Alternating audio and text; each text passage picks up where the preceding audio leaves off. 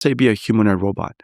If that humanoid robot were to be created, is it more likely that the humanoid robot comes into my house and uses the tools that I have to do the work that it needs to do?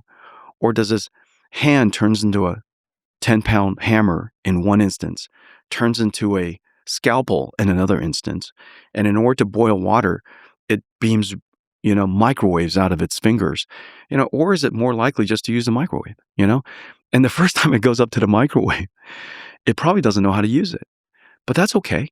It's connected to the internet. It reads the manual of this microwave, reads it, instantly becomes an expert, and so uses it. And so I think I just described, in fact, almost all of the properties of OpenClaw. That it's going to use tools, that it's going to access files, it's going to be able to do research. It has I/O subsystem, and when you're done reasoning about it through it in that way, then you say, "Oh my gosh, the impact to the future computing is deeply profound." And the reason for that is, I think we've just reinvented the computer. And